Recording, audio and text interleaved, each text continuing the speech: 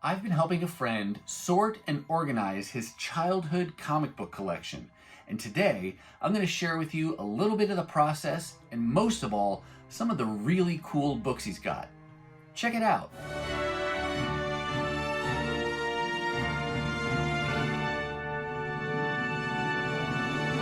Hey everyone, and welcome to my channel. My name's Chris, and this is Northgarden Comics. I've got something pretty special to show you today. I am sitting in front of about 600 comic books. These represent a portion of a childhood collection that belongs to a friend of mine. He collected, if I had to guess, probably starting in the late 70s or early 80s, and then continued through to the early 90s when he stopped collecting.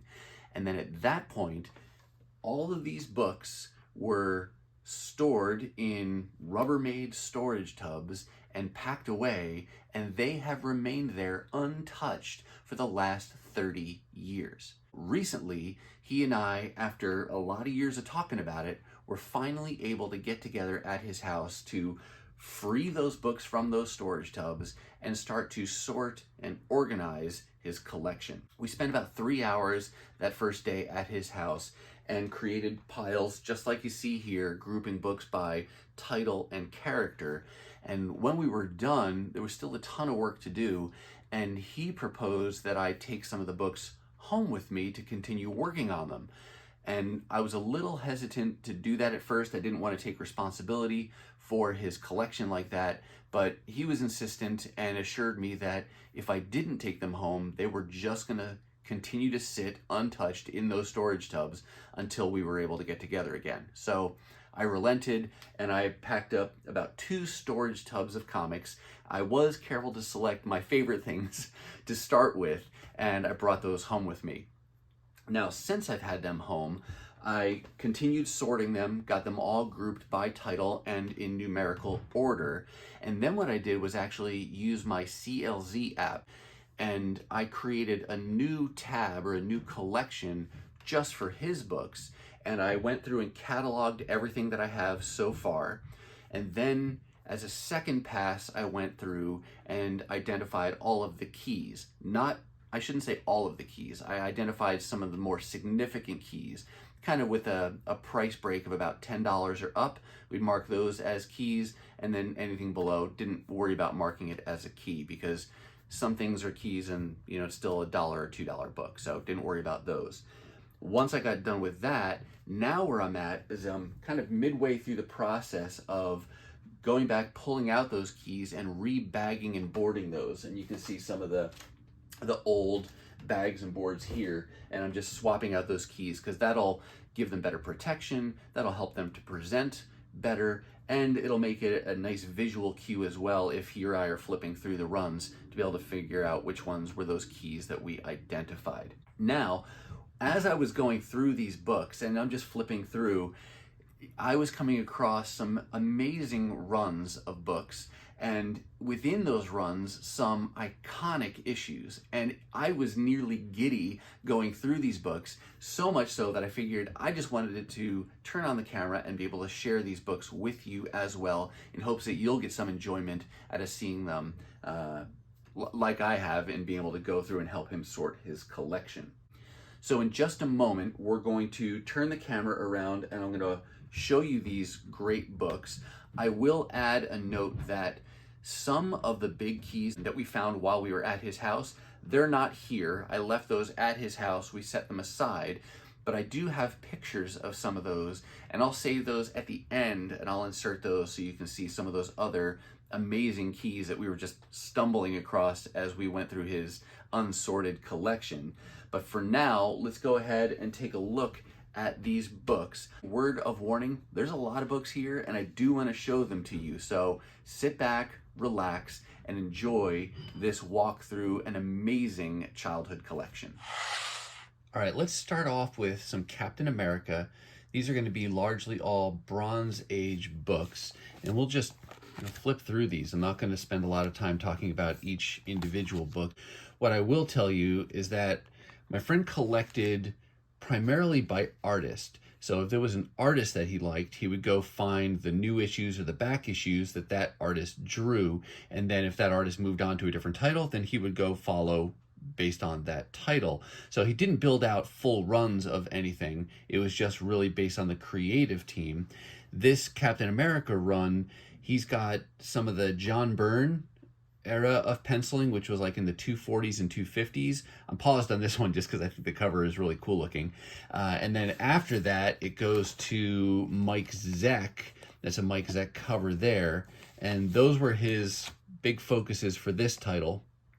Love that cover as well with the original X-Men up top there.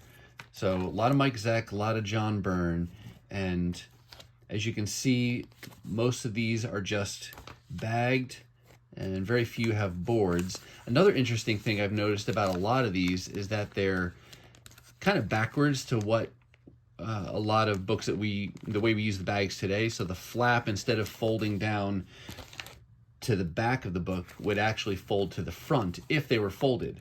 But you also notice that a lot of these aren't even taped, and I find that to be pretty common too from collections of this age. So it might have just been different storage practices going on at the time.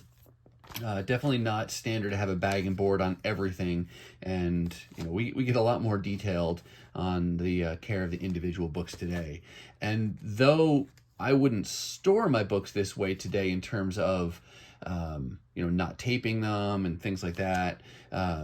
I will say that when I see a collection like this in the wild, or you come across books like this in the wild, it does get your heart pumping. It gets you excited because to me that says, ooh, older collection, maybe hasn't been touched in a while. And so there could be some fun treasures to be found and mined in that collection. That's a cool cover too. I don't really remember that one. Who's this? I don't know who that is.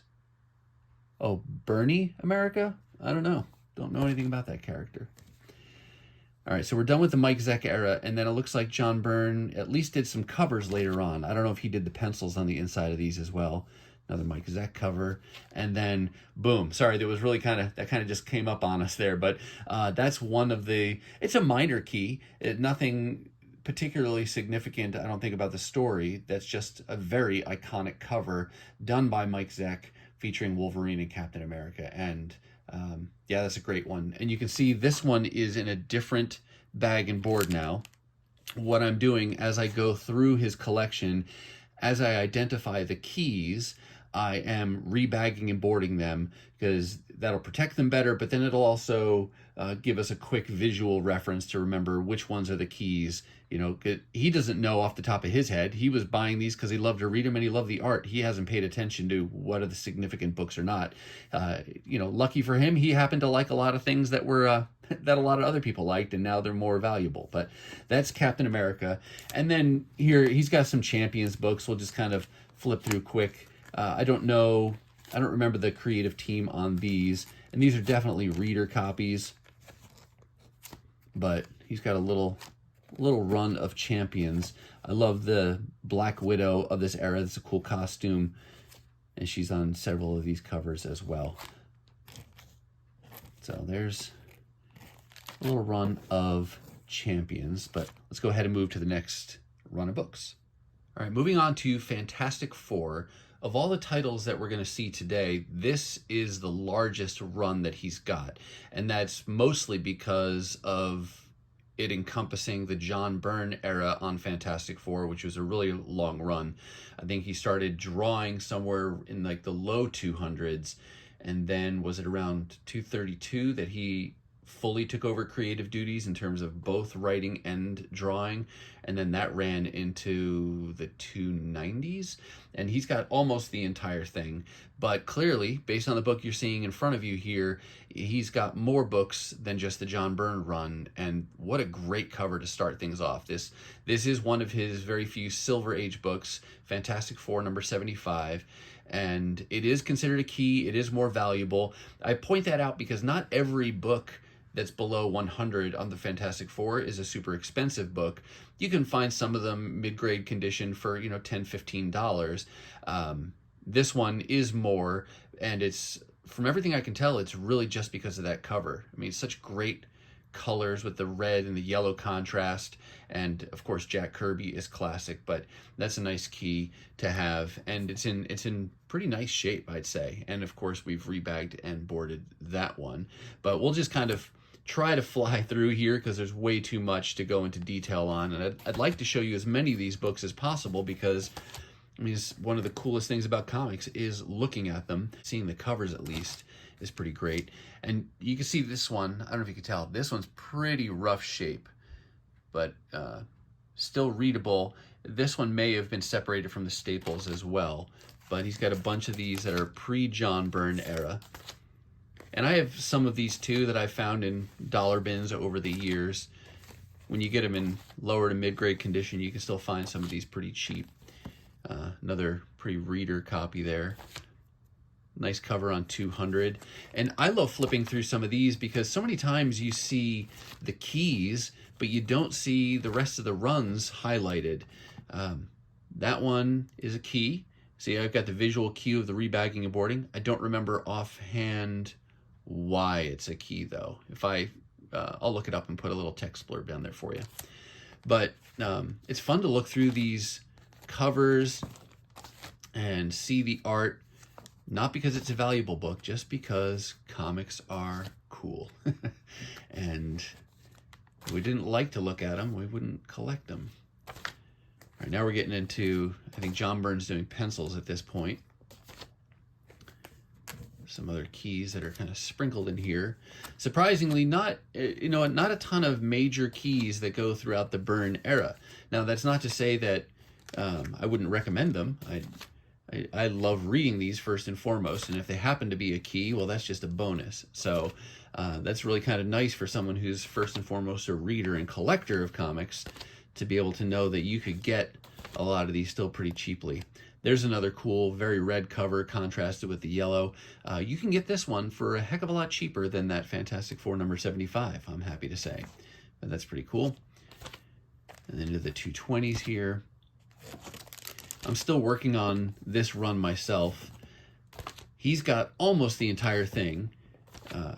I didn't count to see exactly, how many issues he's missing offhand, but he's got almost the entire run. I, on the other hand, still need about 30 issues to complete my John Byrne run on Fantastic Four. But Fantastic Four has grown in its place in my collection over the years. So now, in addition to wanting the John Byrne run, I'm really just collecting anything Fantastic Four that I can get my hands on. If it's later than that, great, because then I can generally pick those books up for cheap, particularly from this first volume. And, going forward, I'm still working on collecting those as well and trying to keep current on the new things. But as far as the older books, what I may do for a title like this is collect in the dollar bins whatever I can, whenever I can. And I know at some point I'll kind of tap out of the available books in the cheap bins when you start to get to the lower numbers. But once I do that, I think I will go the omnibus route for the earliest issues of this. I do plan to read them on Marvel Unlimited. I've done that for a few titles where I go all the way back and start with the Silver Age and read through. And I have started the Fantastic Four, but I don't know about you and Silver Age books, but while I appreciate the value and the place they have in history, comic book history, and their significance that way, and even appreciating the art at the time, the stories can sometimes be a bit of a slog. And so it takes a little while to get through them. And it's definitely something I would call a labor of love to be able to get through some of those older stories. But then as you start to get towards the Bronze Age and you really see how storytelling started to evolve, and for the most part, in the other books I've done that with, where I've done a read through, you really start to see the stories change in a positive way, and they get better and better as you get more towards the Bronze Age of things. But this one, yeah, I'll probably go back, get as many as I can, but then go omnibus editions for the lower numbers. Not that I even have to. I'm not going to do that with everything, but like I said, Fantastic Four has quickly become one of my favorites to follow, and so a fun thing for me to collect.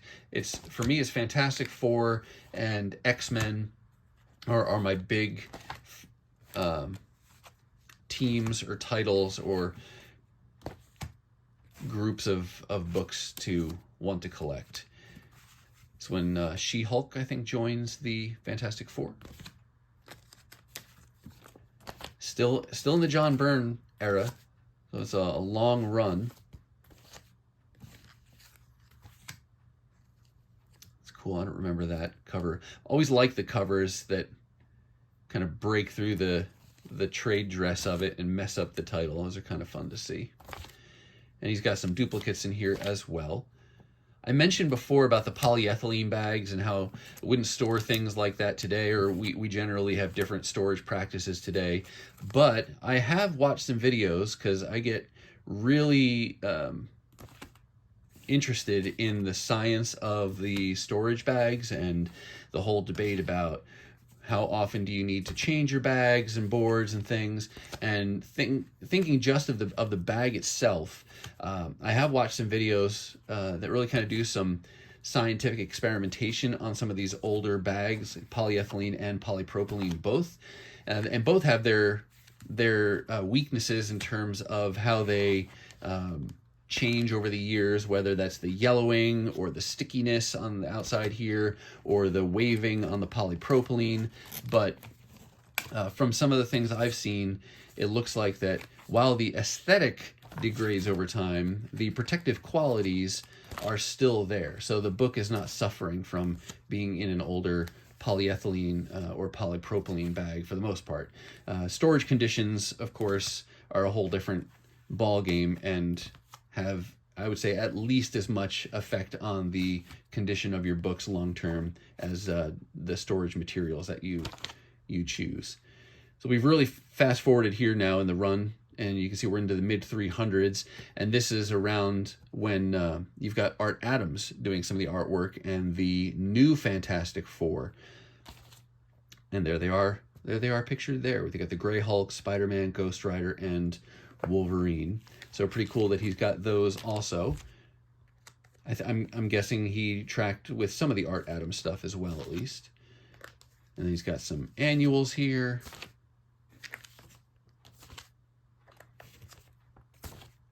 I have some of these, but not all. So kind of cool. Some of them you seem to run into again and again in dollar bins, and others you rarely see. And then these are just some of the late 80s limited series featuring the Fantastic Four. So, well, we plowed through that, so let's go ahead and move on to the next set of books.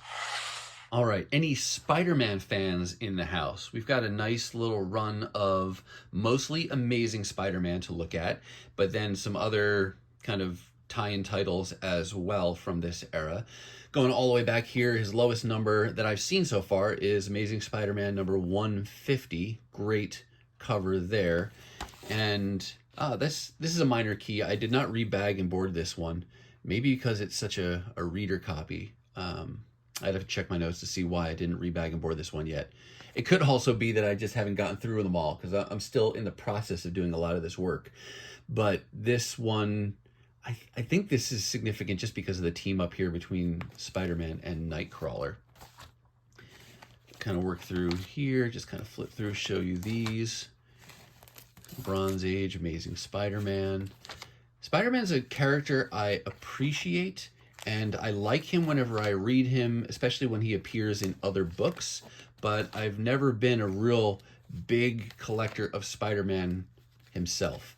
That seems like that could be a lifetime endeavor in and of itself, forgetting everything else. There's just so many issues, so many titles, so many stories that yeah, it just feels like too big of an elephant to try to eat there.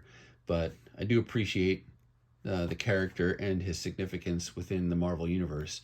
This one's a pretty iconic story where he battles the Juggernaut, this two-part story in 229 and 230.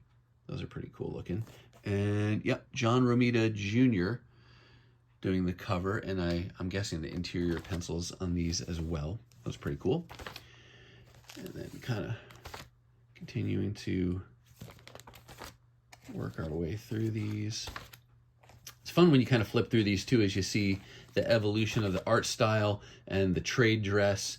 Part of this one here is part of the Kraven's Last Hunt, and you'll see some more of these issues as we go through the Spider-Man books here. But there's part 2 in ASM 293 and part 5 in number 294, and we're into the black costume era of things.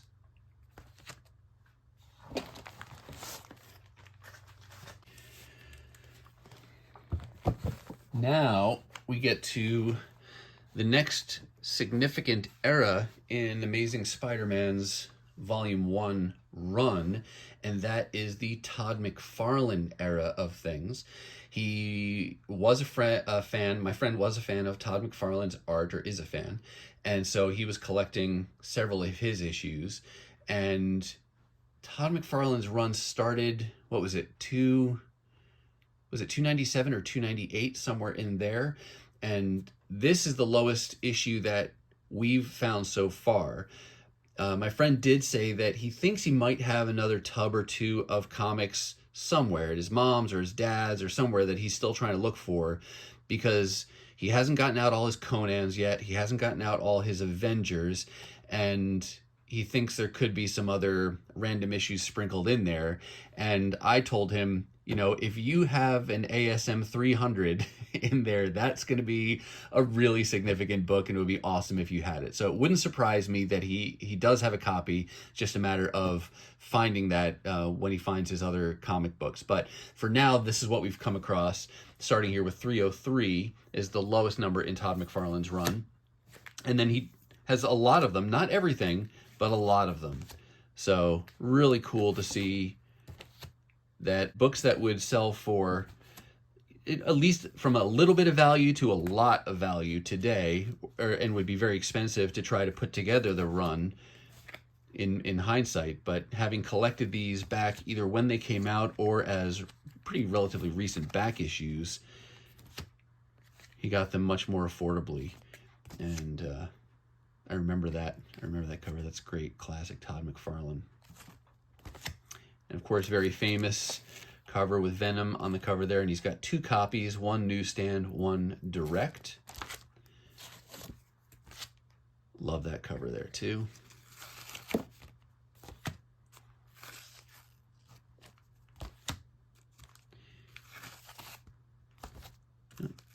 You see some duplicates sprinkled in here and there.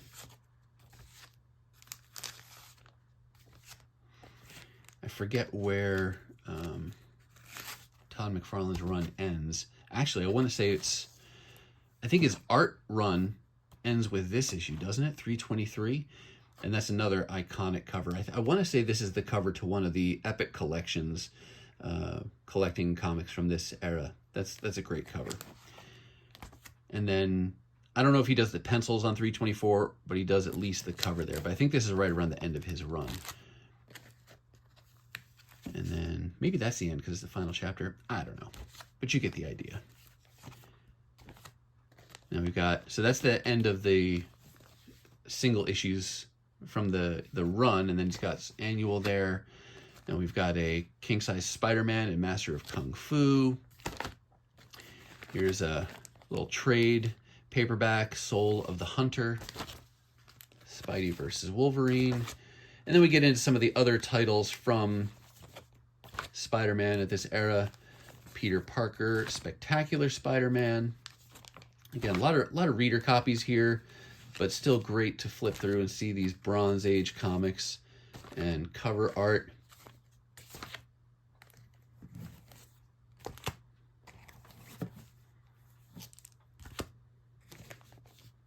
It kind of reminds me of that one Amazing Spider-Man cover. I forget the number offhand, but similar style.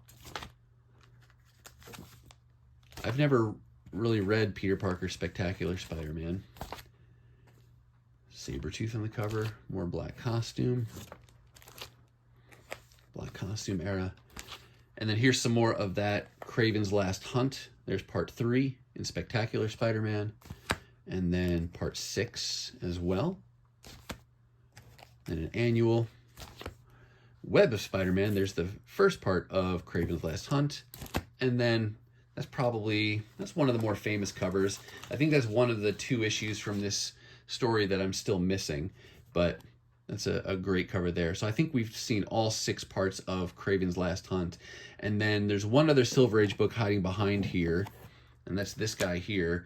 He didn't remember how or why he got this one, but just a random Tales of Suspense number 84, 12 center, and of course rebagged and boarded just because of the age of that. So that does it for the Spideys, and let's just keep on moving along here. How about we move on to some Incredible Hulk? As we go through these, I will admit to you that Hulk is probably one of the characters that I know the least about. I think there's some John Byrne comics in here, and that's what drew him to this to begin with. But then we'll also see some Todd McFarlane as well. We're just kind of flipping through. That's definitely John Byrne. We're in the gray Hulk era, and then we jump. Was that a big jump? Yeah, 339, 341. We're into the Todd McFarlane now. Even from a value perspective, I don't know as much about these. There are, a couple keys in here. They're, significantly more. But I don't know as far as the basic run of Todd McFarlane, how hard that is to put together. This one was a key. I don't remember if it's just the cover art that made it a key, but I've rebagged and boarded this one so far. Again, still a work in process, so not done.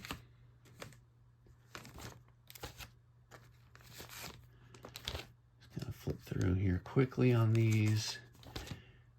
As though I don't know much about Hulk, I don't want to deprive any Hulk fans in the audience from being able to see some of these books that are in this collection. Super Skrull. It's a pretty iconic cover there as well. He's got 2 copies of that one.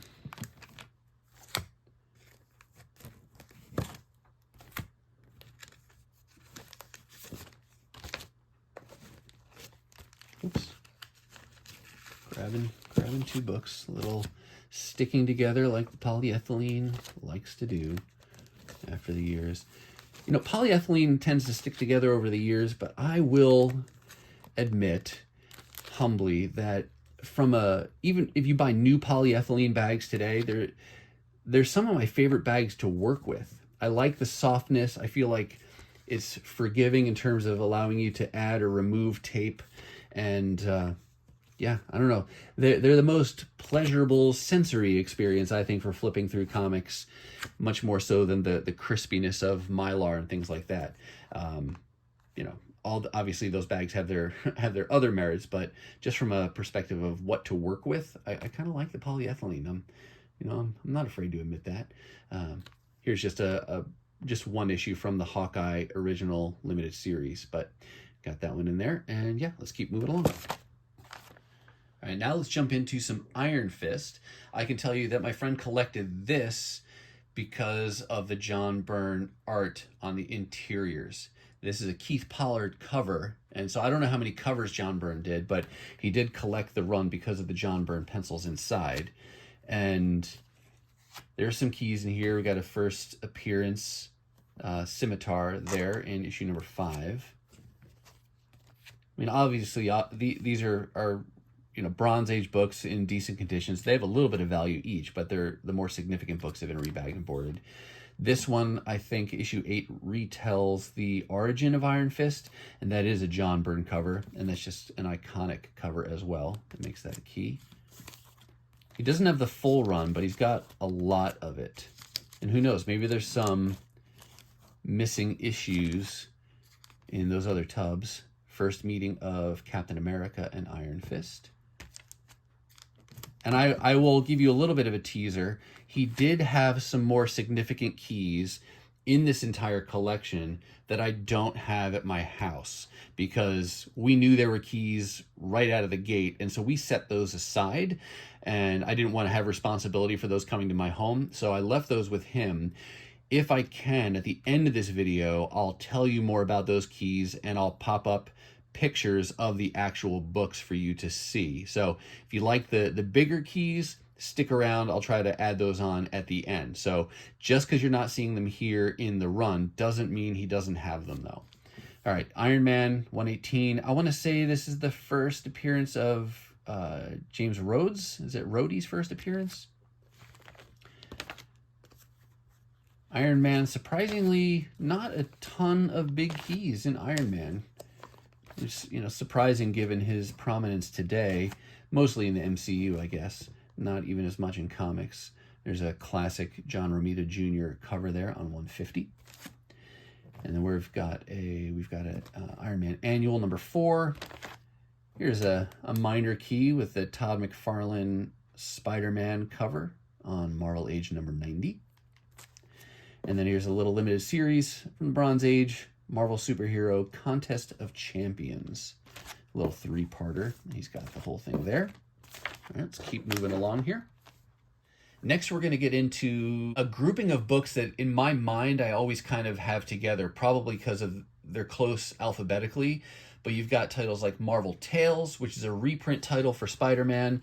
And then you've got Marvel Team Up, which was a Spider-Man focused book, but not reprints.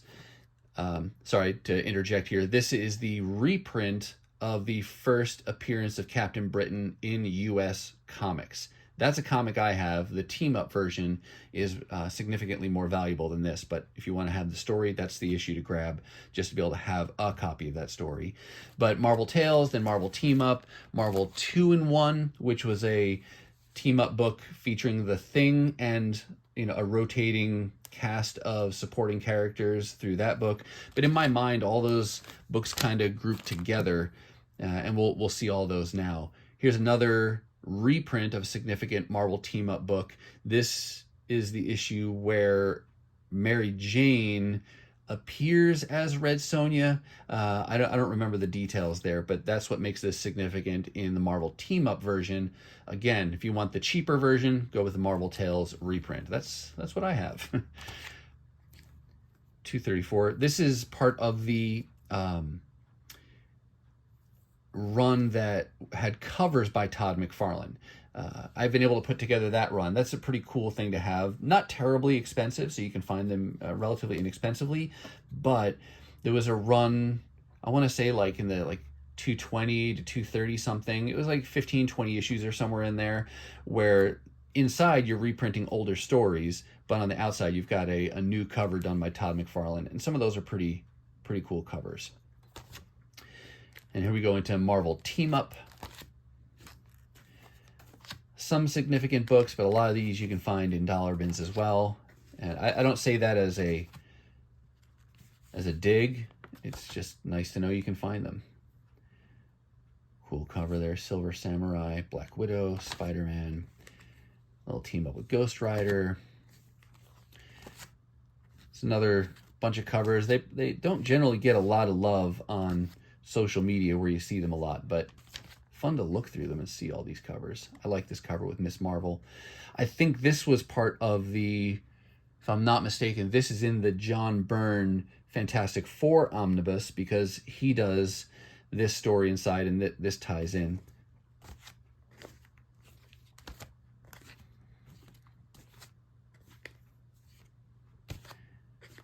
I feel like I'm seeing some duplicates, but it's because he had both the Marvel Team Up original and the Marvel Tales reprint of some of these books.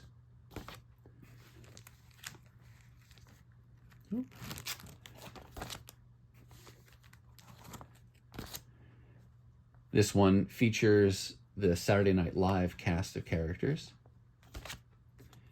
It's not even bagged. Oh, and that one was a 50-cent book, and it's got a price tag right on the cover, right on Spider-Man's face. What were they thinking? Another team up of Spider-Man and Miss Marvel in her newer costume at the time.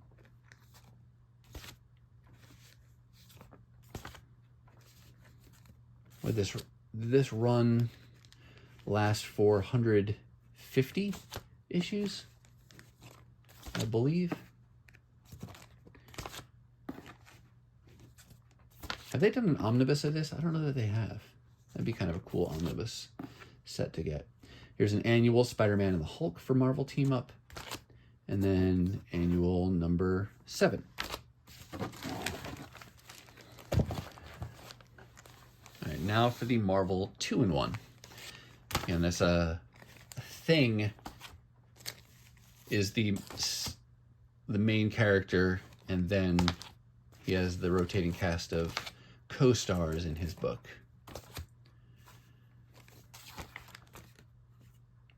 Kind of looks like a Mike Zeck cover, is it? I don't know.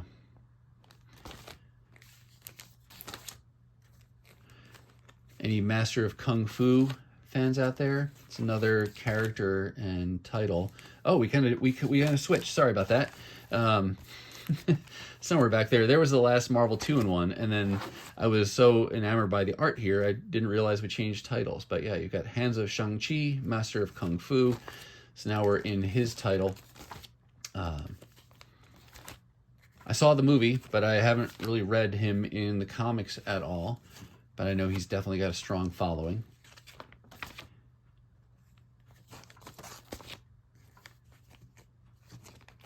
All right, now Power Man, moving into here. We saw Iron Fist.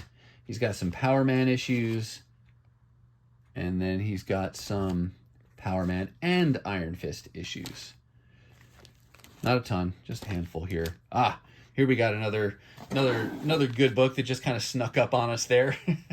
The Punisher 4-issue limited series, which I believe actually went 5 issues, but he's got this full series. Really cool Mike Zeck cover there, very classic, and it's got some value to it. And again, he was just going after the artist, but some of these artists have definitely gone up in value. Yeah, see 4 in a 4-issue limited series, but wait, just joking. It's 5 in a 5-issue series. So let's see. All right, what else has he got here? A little bit more Punisher, point of view. And then we go into little sensational She-Hulk. Again, being collected because this was the John Byrne era of She-Hulk. That he started this title and kicked it off, was writing it and drawing it.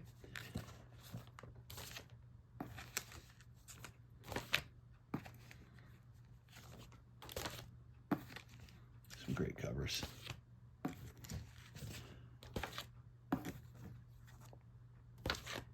And then it kind of looks like his cover. I don't know if he was doing the pencils.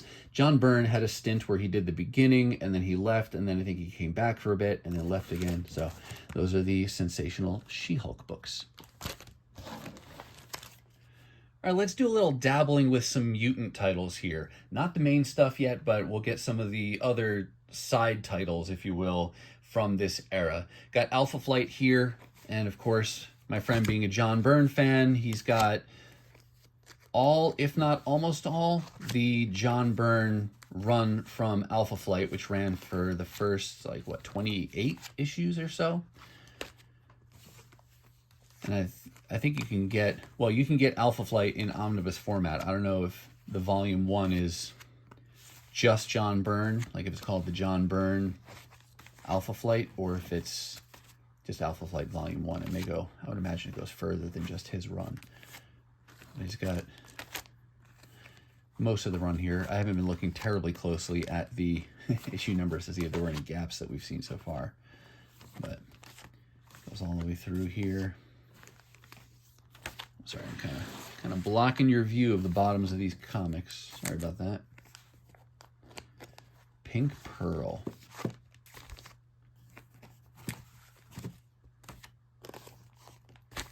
Getting towards the end here. This was a fun run to collect for me as well. Another duplicate there, 28. And then, and there's 41. And an annual. And then we get over here, New Mutants. Pretty cool to see a New Mutants #1. I will rebag and board this one here, but this has been a fun run for me to work on as well. Kind of that first new title featuring X-Men characters after the flagship title that started back in 1963. So you got the next generation of mutants being trained up by Professor Xavier. And he had some of the lower numbered issues here. You got number 1, number 2, 3, 6, 9. And then it jumps. He had number 48, 75, 85, so we're getting way towards the other end. And I was surprised that he had comics this new, just given the era of most of the other things he was collecting. He's got that, and it goes to number 90. Now, there's a big key in between here. Does he have it? Oh, stick around till the end and see. And then 94, and then 100. So, kind of a good little run at the beginning of this volume and then a little towards the end, but there are some pretty big keys, and yeah, well, stick around to the end to see what else he had from this run. All right, I've got one more major stack of books to show you, but before we get to that, I want to show you these really quickly, because he didn't just collect mainstream Marvel superheroes. He has a lot of fantasy books as well, and there's a kind of a mishmash of titles that are in here. Everything from this one, not a one-shot, but just the single issue he had of this title, Animal Mystic. And then he goes into Cyber 7, which, yeah, I don't know who the artist is on that. But then Doomsday +1, which was John Byrne. So again, following the creator. Just kind of flip these down, not show you everything. Doomsday Squad, what does that say there? Featuring classic art by John Byrne. So maybe that's reprints. Dragon Force, and then he's got a run of this title called Elf Lord. A bunch of the issues in here. Not going to show you everything, but just in case. Oh, I guess that's Dale Keown inks. So still tracking with different artistic talent that was causing him to check out different books. But this ran for many issues, it looks like. Yeah, those are all Elf Lord there. I believe that's the final issue of that series. And then over here, he was a big fan of this character Grimjack, but he's got a near complete run, I want to say. Maybe not complete, but he's got a lot of the lower issues. He's got a lot of issues of Grimjack done by First Comics. Again, just kind of flipping through here. I don't think there's any major keys in this run, but yeah, he's a fan of Grimjack. So I just wanted to make sure I gave a little love and attention to this set of series here and didn't just focus on the Marvel kind of mainline superheroes. And then the other non-Marvel book that we'll see today coming back, he got these because of the Todd McFarlane art and creative duties here. He's got a Spawn #1, really nice to have. Again, I'm guessing he either bought that new or is a relatively recent back issue. But these are some of the newest comics that he had in his collection. But he's got some of the early issues. Let me move these out of the way here. He did have a #9 first appearance of Angela, but that one I left at his house because we knew it was a key. Didn't need to bring that one home. Sadly, I think it was actually in a little bit beat up shape, if I remember correctly, but he has it nevertheless. And then lastly here, this Warlock series, and then one called Warlocks. Oh, and one lonely little Youngblood strike file stuck in there. But those are some of the kind of more off the beaten path type of books. But now I've got one more stack that I am most excited to show you because they feature some of my favorite characters, the X-Men. And if you've been listening to one of the artist themes that we've seen again and again through these books, you can kind of guess where the books are going to go with the X-Men title. So stick around, and we're gonna check out some X-Men books featuring art by John Byrne. All right, I know I'm playing with you. I said save the best for last. This is part of that, but I do want to show these, and I feel like if I show these last, it'll be like the anticlimactic part of it. So I do want to show you these because they're still really good books. For me as a collector, this is where my Uncanny X-Men run begins, where I have every issue going forward. I have just a couple of issues, handful of issues, a lower number that I've been able to get really lucky and find for cheap, but this is where my run really starts going forward. This is 143. This is right after the Days of Future Past. And this is where John Byrne's run ends, I believe, on Uncanny X-Men, and Chris Claremont continued. But he's got some of these issues here. I got lucky, and I was able to put together most of this part of the run, between 143 and, the low 200s for $1 or less. I feel like that's harder to do now because if you find them in decent condition, they're just generally at least a few dollars a piece. So you have to get really lucky to find them super cheap. And I guess I got really lucky in the last, 5-7 years ago when I was trying to put together this part of the run. You've got some minor keys in here as well. 164, first appearance, Carol Danvers as Binary. Got a Brood storyline going on here.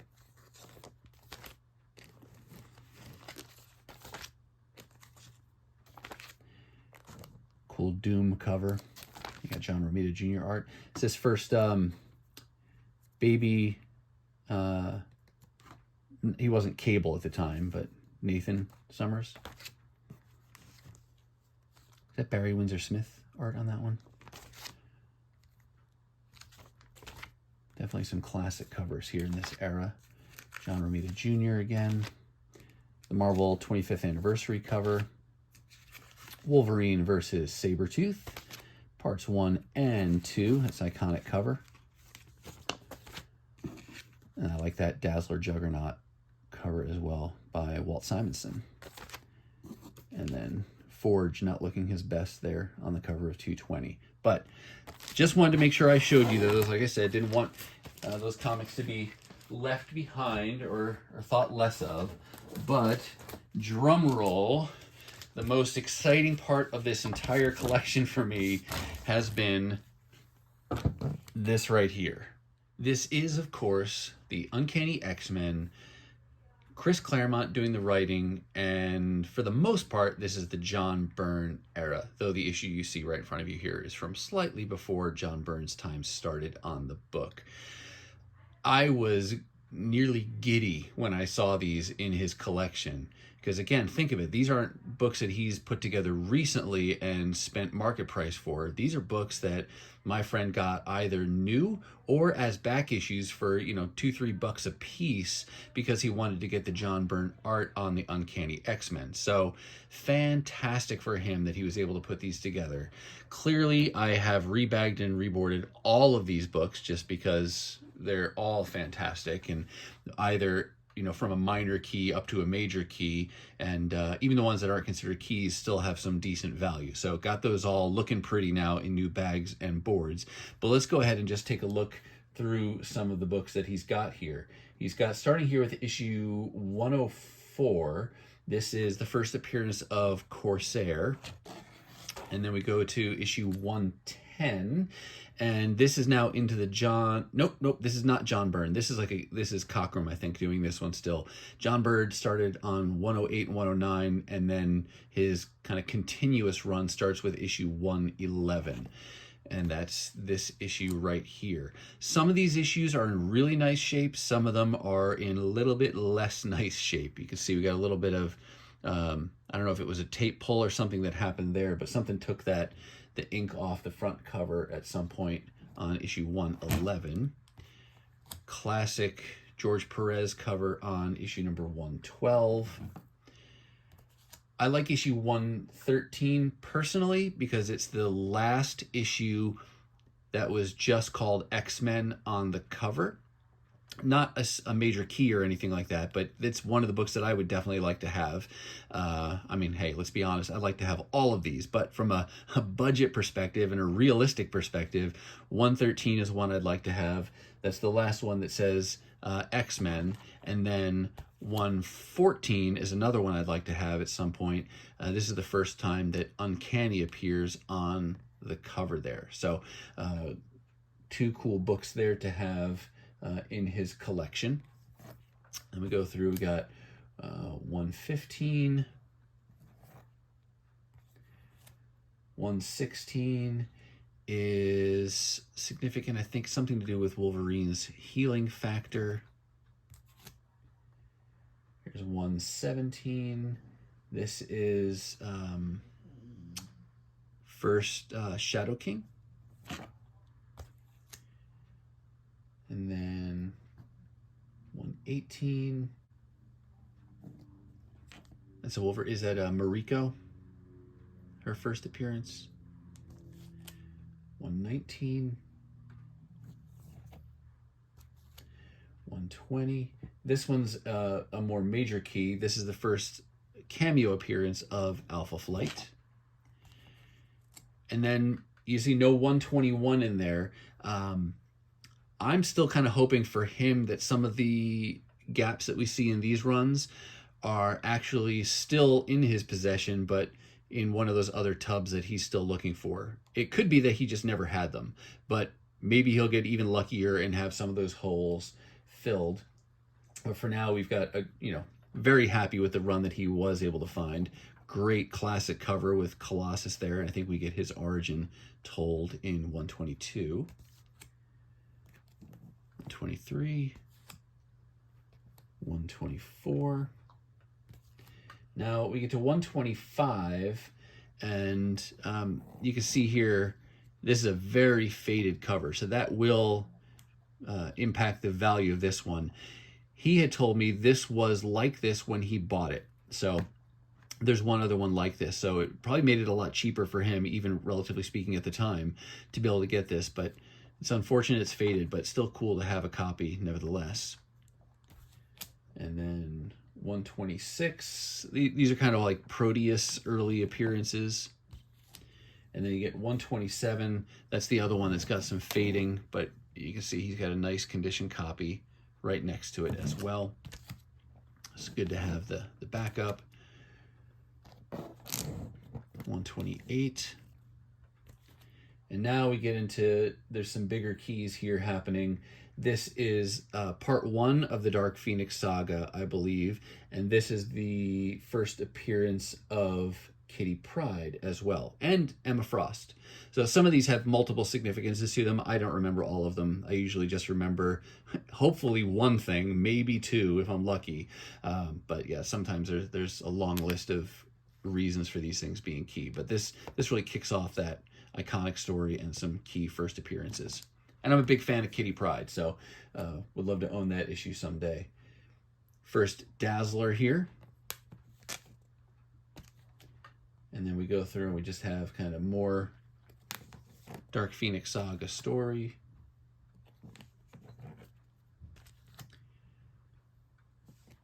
This is the issue, actually, this is the issue that ends with that really iconic Wolverine panel where he's in the sewer and he tells the bad guys, like nice try or nice shot, now it's my turn.